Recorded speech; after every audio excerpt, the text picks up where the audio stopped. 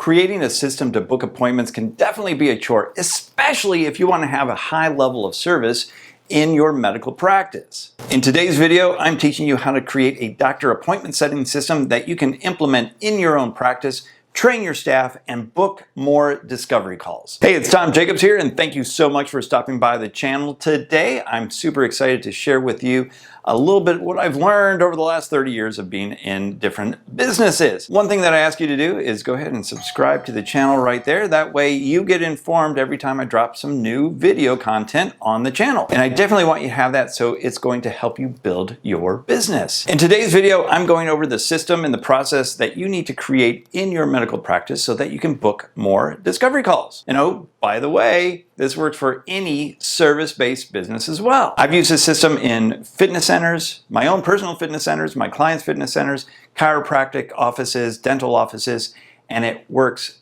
brilliantly, especially if you want to grow your business. First of all, you have to understand who your ideal client is. And that might seem like a little ridiculous and a little basic, but I am always amazed and surprised that so many businesses say to me, well, I work with anybody that is breathing, and I'm happy to bring them all into my practice. And while that's fine and great that you'll accept anybody into your practice, that's absolutely true. When you are doing marketing, you need to understand exactly who you're going after so that you can customize the marketing message to make sure that you're attracting the right people. And your marketing company that you're working with should be able to target the right people that are going to resonate with your message and book more discovery calls with you. Now, if you're not working with a marketing company or you're not happy with the one that you're working with, just let me know. I have several that I've worked with and can definitely recommend. Part of understanding who your ideal client is understanding where they're coming from. So what lead sources are driving the most leads into your business? And so then you can double down on your marketing, but also, and then implement the system for booking more appointments from those specific lead sources. But without data, you're never going to understand exactly where these leads are coming from, how many are booking appointments, how many of those appointments are actually turning into sales, all of those numbers that you need to be keen in on your business. And when you're tracking all of these numbers in your business and those key performance indicators or KPIs, well, you can't do that by hand. You need a system to be able to track all of that for you so that it's organized and you can get all the information that you need at the tap of a button. And this isn't storing those leads in your email system, your Google Mail, or even a spreadsheet. I'm talking about a good database system that you're going to be able to keep those leads organized, because with organization comes efficiency. And with that efficiency, now leads are not going to drop through the crack, and you're going to be able to follow up and follow through with everybody that's coming in when you have an organized and efficient system to be able to do that. Personally, I use ActiveCampaign for tracking all of the leads that come into my system, and then I use Pipedrive to track all of the prospects that I'm tracking in my sales process. Now, to me, a prospect is somebody that's actually raised their hand and said, hey, I'm interested in learning more about your products and services. Let's book an appointment. A lead is somebody that's just said, hey, I'm just kind of interested. I'm hanging out, seeing what you're kind of doing here. And they haven't taken that next step to actually book an appointment. Now, once they've requested that more information and booking the appointment, now the follow-up starts. It's going to go with email, it's going to be a phone call, it's going to be text messages, all in an attempt to get them on the phone to have a conversation about their needs, their wants, and then the solution that you have to provide to them so that they can fix the problem that they have. So I have a quick question to ask you. Just pop the answer in the comments below. Always interested to learn from you, the listeners and the viewers. What CRM system are you using in your business? And a CRM system, if you don't know what that means, is Client Relationship Management System, CRM, or Customer Relationship Management System.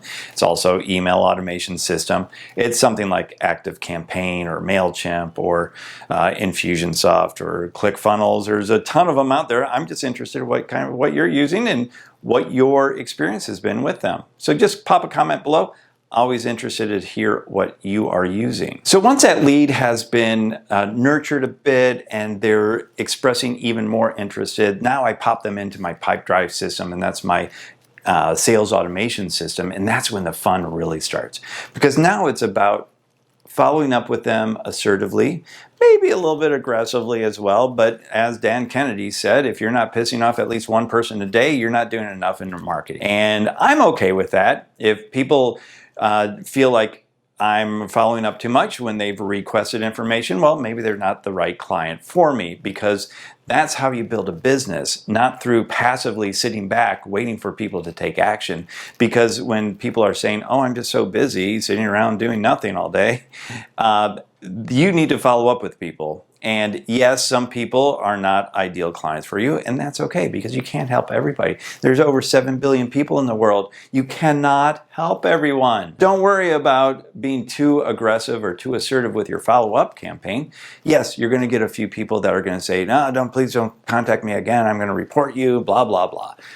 Those are not your right clients. So, and that's fine. They've opted out. No problem. For those that have opted in, now we want to make sure that we're providing them information and services to get them really excited about working with you and booking more discovery calls. Right now, it's taking about 10 attempts, meaning 10 phone calls, 10 text messages, to get somebody to actually pick up the phone and talk to us and then book an appointment. And depending on how well you or your marketing agency is targeting those leads, when we're calling people in our outbound call service, sometimes we get as high as a 70% answer rate, which is pretty awesome. Most of the time it's about a 50% answer rate, but that's okay. You know, we're going to weed through all of those leads and make sure that we're getting the right people to answer the phone and book those consultations. Now, once we have them on the phone, converting them to an appointment is really easy. Then we're getting, anywhere between 60 and 75% people that are booking the consultation. That's more discovery calls. But here's the interesting thing. It doesn't happen until call number 9 or 10 or 15.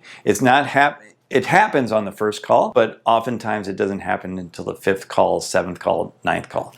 So if you're only making 1 phone call or 2 phone calls or 2 text messages or relying just on email, then you're leaving a lot of money on the table, because not everybody's going to respond immediately. People get distracted, they get a little bit busy, and they're going to not remember what they filled out at 2 o'clock in the morning on the internet to request information. But when you call them at 9 o'clock in the morning and say, hey, you filled out a form, I'd love to book that appointment, they're like, what? Did I? Oh yeah, I did. Yeah, go ahead, book me for that appointment. Or you don't get them at 8 o'clock, you try again the next day at 4 o'clock in the afternoon, and then the next day at 3 o'clock in the afternoon. And then you give them a break for a couple days, and then you contact them again. By day 10, they're like, oh yeah, I remember now, and thank you for following up with me. Or they'll say, I'm not interested anymore, and then you take them off the list. Not a problem. The key here is having a systemized approach that's organized, that's efficient, and that follows a process that's going to get you the result. And that result is booking more discovery calls, because ultimately that's what you need to do to build your business. Now, I put together a follow-up, follow-through process that I know you're going to love.